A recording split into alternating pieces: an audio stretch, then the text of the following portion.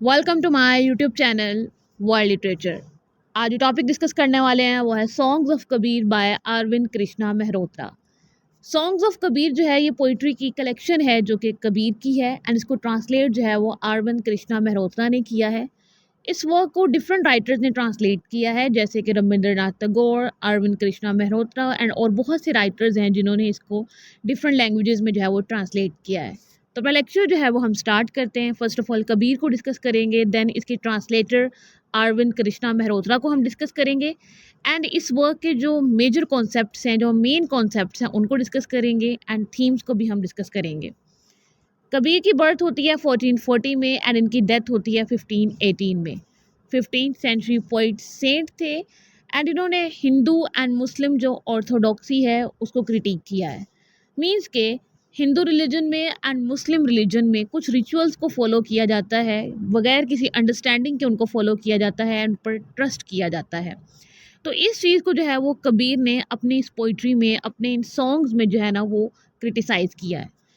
कबीर जो है ये भक्ति मूवमेंट से बिलोंग करते थे।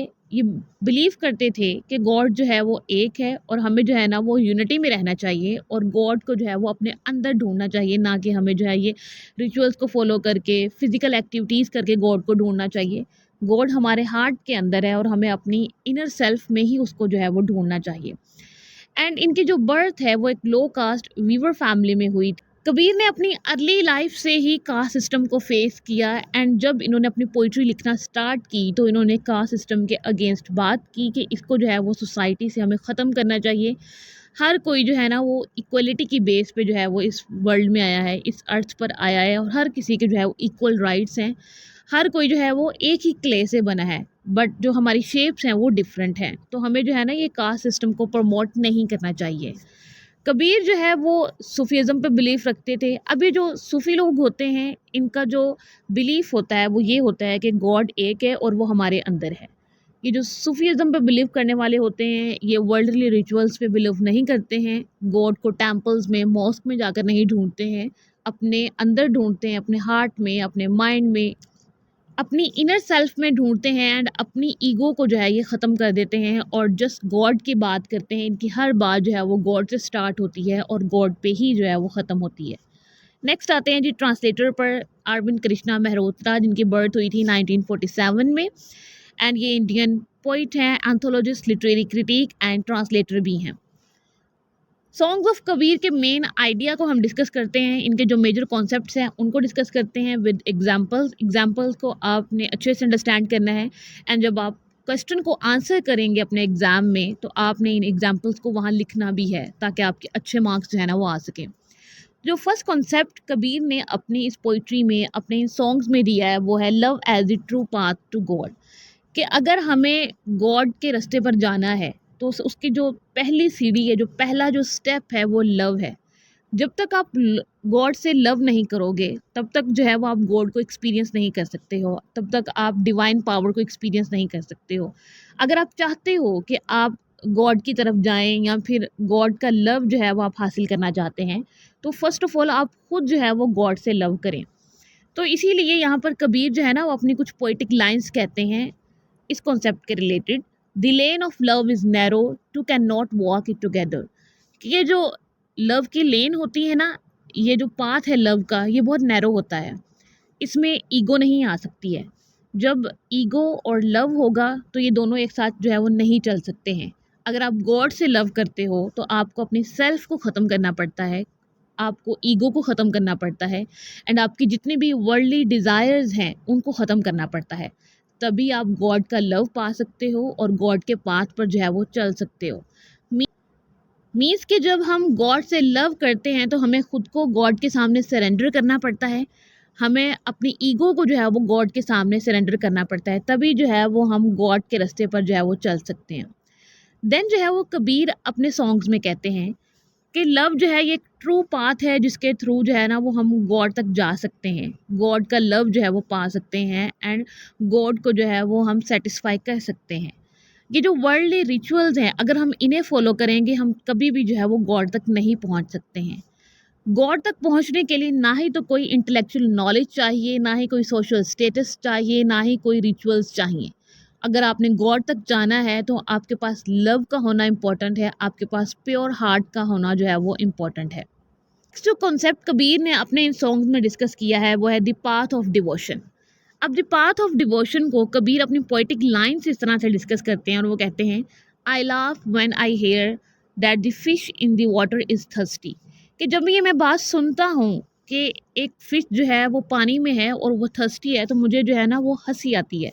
अब हंसी किस बात पे आती है? कबीर का इन लाइंस को कहने का मीनिंग ये है कि गॉड हमारे अंदर है और हम गॉड को जो है वो बाहरी टेम्पल्स में, मॉस्क में एंड इवन के रिवर्स में हम जो है वो ढूंढते फिरते हैं। डिफरेंट रिचुअल्स को हम परफॉर्म करते हैं, डिफरेंट फिजिकल एक्टिविटीज़ को करते हैं गॉड को ढूंढने के लिए, जबकि गॉड तो हमारे हार्ट के अंदर है और हमें अपने अंदर ही ढूंढना चाहिए। ऐसे ही यहाँ पे जो है वो फ़िश की एग्जांपल दी गई है कि फ़िश जो है वो वाटर में है और कहा जा रहा है कि वो थर्स्टी है। मीन्स कि ये एक बहुत ही जो है वो मॉकिंग थिंग है। गॉड हमारे पास है और हम रियलाइज़ ही नहीं कर पा रहे हैं कि वो हमारे अंदर हैं और हमें अपनी इनर सेल्फ में उनको सर्च करना चाहिए, जबकि हम जो है वो वर्ल्डली थिंग्स में गॉड को जो है वो ढूंढते फिर रहे हैं। नेक्स्ट कॉन्सेप्ट है religion as a hollow structure. Kabir जो है वो हिंदू रिलीजन को एंड मुस्लिम रिलीजन इन दोनों को क्रिटिसाइज़ करते हैं कि इनके जो स्ट्रक्चर्स हैं, इनकी जो रिचुअल्स हैं, इनका जो कल्चर है जो फॉलो किया जाता है वो एक होलो स्ट्रक्चर है। मीन्स के उसके अंदर कोई भी ऐसी स्ट्रॉन्ग चीज़ नहीं है जो कि हमें गॉड तक लेकर जा सके। तो इन्हीं लाइंस को जो है वो अपनी पोइटिक लाइन से जो है वो फर्दर डिस्क्राइब भी करते हैं। The pandit read the scriptures, he is blind as a bat at noon. कि जितने भी पंडित हैं, जितने भी मौलवी हैं, जितने भी इमाम हैं, ये सब जो है वो डिफरेंट स्क्रिप्चर्स को जो है वो रीड करते हैं, डिफरेंट टेक्स्ट को जो है ये मेमोराइज़ करते हैं, लेकिन इनके जो डीड्स हैं वो फेल हैं। मीन्स कि इनके जो काम हैं वो बिल्कुल ठीक नहीं हैं एंड ये उन टेक्स्ट को ब्लाइंडली रीड करते हैं एंड बिहेव ऐसे करते हैं जैसे कि बैट को नून के टाइम पे जो है वो कुछ नज़र नहीं आता है। तो ये पंडित हैं, इन टेक्स्ट को जो है वो ब्लाइंडली रीड करते हैं एंड इनके पास नॉलेज भी है, लाइट भी है, बट ये अपनी आंखों को बंद कर लेते हैं। ये उस लाइट को, उस नॉलेज को जो है ये देखना नहीं चाहते हैं।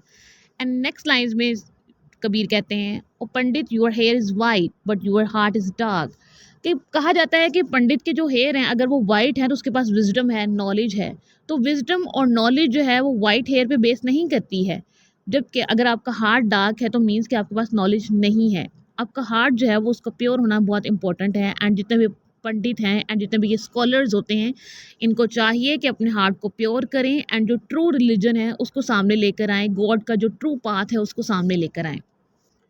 कबीर देन जितने भी रिचुअल्स को फॉलो किया जाता है एंड जितने भी फेक सुपरस्टिशंस हैं जिन पे जो है वो बिलीफ रखा जाता है उसको मॉक करते हैं एंड कुछ लाइंस कहते हैं if God be found by bathing in water then every frog is in heaven. कि अगर जो है वो गॉड हमें इस तरह मिल जाए कि हम किसी रिवर में जाकर बाथ लें तो हमें गॉड मिल जाएगा, गॉड जो है वो हमसे सेटिस्फाई हो जाएगा। तो जितने भी फ्रॉग हैं इस वर्ल्ड पर वो सारे हेवन में होंगे। तो गॉड जो है वो रिवर्स में जाने से, बाथ लेने से हमें नहीं मिलने वाले हैं। गॉड तभी मिलेंगे जब हमारे एक्शंस हमारे ठीक होंगे, हमारे डीड्स जो हैं वो ठीक होंगे एंड हमारी जो सोल है वो प्योर होगी, हमारा हार्ट जो है वो प्योर होगा एंड हमारे हार्ट में एंड हमारे सोल में जो है वो कोई डार्कनेस नहीं होगी। नेक्स्ट कॉन्सेप्ट जो कबीर अपने इस वर्क में डिस्कस करते हैं वो है God is not in temples और मॉस्क। के गॉड जो है वो टेम्पल्स और मॉस्क में नहीं है। कबीर कहते हैं कि हम जो है वो टेम्पल्स में जाते हैं, आइडियल्स की जाकर वर्शिप करते हैं, हम जाके मॉस्क में बैठते हैं एंड गॉड की वर्शिप करते हैं। बट गॉड जो है वो फॉर्मलेस है, उसकी कोई शेप नहीं है, वो एक लाइट है और वो लाइट सिर्फ उन्हीं हार्ट्स में आती है जो कि प्योर हैं, जो कि इनोसेंट हैं। तो गॉड को जो है वो हम एक्सटर्नल वर्शिप करके ढूंढने की कोशिश करते हैं, वो हमारी जितनी भी स्ट्रगल है, जितनी भी एफर्ट है वो वेस्ट जाती है। क्योंकि जब तक हमारे हार्ट जो हैं वो प्योर नहीं होंगे, जब तक हम लोग गॉड से लव नहीं करेंगे, तब तक हम उनको टेम्पल्स में और मॉस्क में भी जाकर ढूंढ नहीं सकते हैं। तो हार्ट का प्योर होना इम्पोर्टेंट है, गॉड के लिए लव का जो है वो होना इम्पोर्टेंट है। इसी कॉन्सेप्ट के लिए कबीर कुछ पोएटिक लाइंस कहते हैं, you tear your cloth, you smear your face with ash but you won't give up your life. कि तुम अपने कपड़ों को फाड़ते हो, अपने फेसेस पे एशेस लगाते हो, डिफरेंट फिजिकल एक्टिविटीज़ करते हो गॉड को पाने के लिए, गॉड के रास्ते पर चलने के लिए, लेकिन तुम अपने लाइफ को नहीं छोड़ते हो, जो कि गॉड को बिल्कुल पसंद नहीं है। गॉड को ट्रुथ पसंद है, अगर तुम ट्रुथ को फॉलो करोगे तो तुम गॉड को जो है वो पा सकते हो। नेक्स्ट कॉन्सेप्ट कबीर देते हैं the absurdity of ritual and empty devotion, कि हमारी जितनी भी रिचुअल हैं ये अब्सर्ड हैं, मीनिंगलेस हैं, इनका कोई मीनिंग नहीं है, इनका कोई पर्पस नहीं है एंड ये एम्प्टी हैं। ये जितनी भी रिलीजियस प्रैक्टिसेस जो हैं फॉलो की जाती हैं इनमें कोई जेन्युइन अंडरस्टैंडिंग नहीं है। जितने भी हिंदू और मुस्लिम इन रिचुअल को फॉलो करते हैं ये सारी रिचुअल जो हैं वो यूज़लेस हैं, इसके अंदर कोई ट्रू स्पिरिट नहीं है। एंड इसी के लिए वो कुछ पोएटिक लाइंस भी कहते हैं saints I see the world is mad, if I tell the truth they rush to beat me, if I lie they trust me. कि ये जो कहते हैं ये वर्ल्ड जो है ये मैड है, अगर मैं ट्रुथ कहता हूँ और अगर मैं रिलीजन के रिलेटेड भी कोई ट्रुथ कह देता हूँ तो ये लोग जो है ना वो मुझे मारने के लिए भाग जाते हैं। आपने देखा होगा कि रिलीजियस एक्सट्रीमिज़म को जो है वो कैसे फॉलो किया जाता है, तो रिलीजियस एक्सट्रीमिज़म का जो कॉन्सेप्ट है वो यहाँ पर आ सकता है। नेक्स्ट वो कहते हैं if I lie they trust मी, अगर मैं कोई झूठ बोलता हूँ तो ये मुझ पर जो है वो ट्रस्ट कर लेते हैं क्योंकि ये उनके रिलीजन के अकॉर्डिंग होता है, उनकी रिचुअल प्रैक्टिसेस के अकॉर्डिंग होता है। तो हमें इन रिचुअल्स को फॉलो नहीं करना चाहिए जो कि होलो हैं, जिनके अंदर जो है ना वो कोई ट्रू स्पिरिट नहीं है।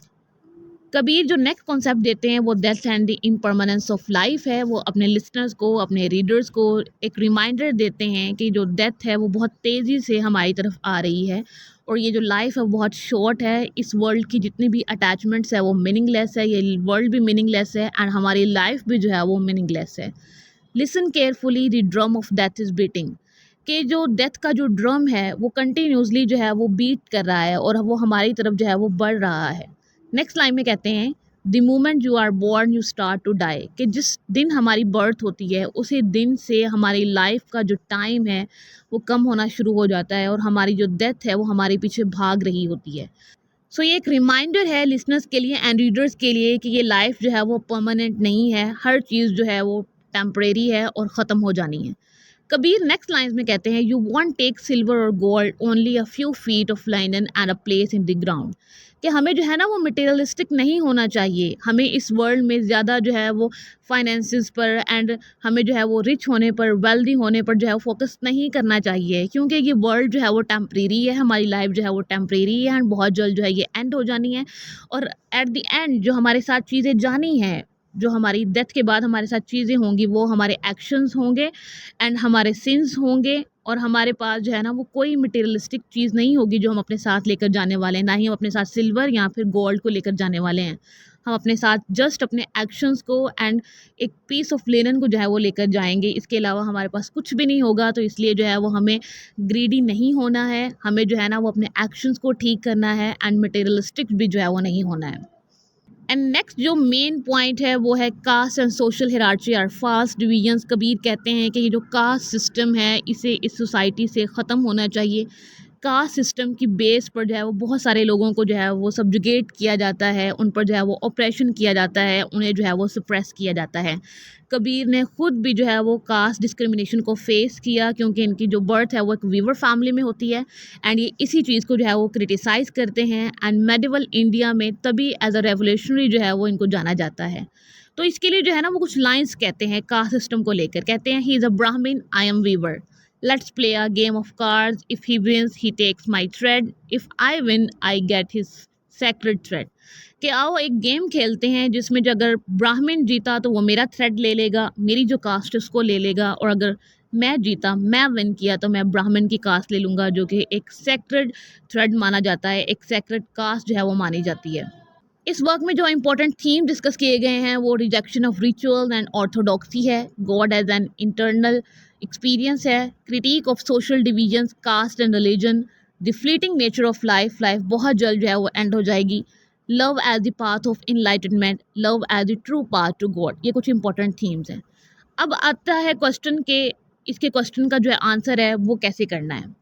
तो आप इसके थीम्स को, इसके जो मेन कॉन्सेप्ट है जितने भी हमने डिस्कस किए हैं उसको अच्छे से अंडरस्टैंड करें विद एग्जांपल्स एंड जब क्वेश्चन आए तो आप क्वेश्चन को जो है वो 2 बार हमेशा रीड किया करें एंड उसके अकॉर्डिंग जो है ना वो आंसर लिखा करें। अब हर क्वेश्चन के आंसर को याद करना जो है वो डिफ़िकल्ट है, तो आप हमेशा जो है वो किसी भी वर्क का, किसी भी बुक का, किसी भी कलेक्शन का, किसी भी ऐसे का, नॉवल का मेन आइडिया हमेशा जो है ना उसको अंडरस्टैंड किया करें, फिर उसके अकॉर्डिंग जो है ना वो आंसर को बनाकर लिखा करें एंड आपने एग्जांपल्स जो हैं वो आंसर में ज़रूर लिखनी है। इससे जो है वो अच्छा इम्पैक्ट पड़ता है एंड आप अच्छे मार्क्स जो हैं वो ले सकते हैं।